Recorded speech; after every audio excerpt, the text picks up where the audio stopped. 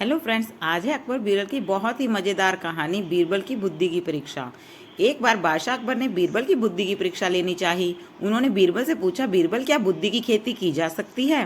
बीरबल सोचते हुए बोले, जी हजूर, की जा सकती है। यह सुनकर अकबर बोले, तो ठीक है, तुम बुद्धि की खेती करो और उसका फल हमारे लिए तैयार करो। बीरबल बोले, जैसा आपका हुक्म, मैं जल्दी ही बुद्धि की खेती करके उसका पहला फल आपको भेंट करूंगा। सभी दरबारी अकबर और बीरबल की बातें सुन रहे थे। वे हैरान थे कि बीरबल बुद्धि की खेती कैसे करेंगे और कैसे बुद्धि का फल बादशाह को भेंट करेंगे। दरबार के समाप्त होने पर बीरबल सीधे राजमाली के पास पहुंचे और बोले, राज उद्यान में कद्दू की बेल है क्या? माली ने कहा, हजूर, आ तो रहे हैं, पर अभी वे टमाटर जितने ही छोटे हैं। यह सुनकर बीरबल बहुत प्रसन्न हुए। उन्होंने माली के कान में कुछ कहा। फिर वे अकबर के पास गए और बोले, जहाँपना, मैंने बुद्धि की खेती शुरू कर दी है। मैं कुछ दिनों में आपको बुद्धि का पहला फल भेंट करूंगा।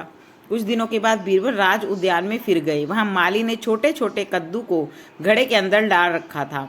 यह देखकर बीरबल वापस लौट आए। उधर कद्दू मटकों में ही बड़े होने लगे। कुछ दिनों बाद कद्दू इतने बड़े हो गए कि पूरे मटके में समा गए। बीरबल ने सारे कद्दू मटकों सहित कटवा लिए और अकबर के पास संदेश भिजवाया कि कल सुबह मैं बुद्धि का पहला फल लेकर दरबार में आ रहा हूँ। अगले दिन दरबार में सभी बेसब्री से बीरबल का इंतजार करने लगे। तभी बीरबल 2 मटके लिए दरबार में उपस्थित हुए और अकबर से बोले, जहाँपना, मैं बुद्धि के फल ले आया हूँ, किंतु ये फल बड़े ही नाजुक हैं। याद रहे, इन मटकों में से फल निकालते समय न तो बुद्धि का फल कटे और न ही मटके फूटे। यह सुनकर बादशाह हैरान रह गए। उन्होंने मटके में झांक कर देखा तो वे बहुत हंसे। वे बीरबल की बुद्धिमानी से बहुत प्रसन्न हुए। सभी दरबारी भी बीरबल की प्रशंसा करने लगे। ऐसी रोचक कहानियां सुनने के लिए प्लीज़ लाइक सब्सक्राइब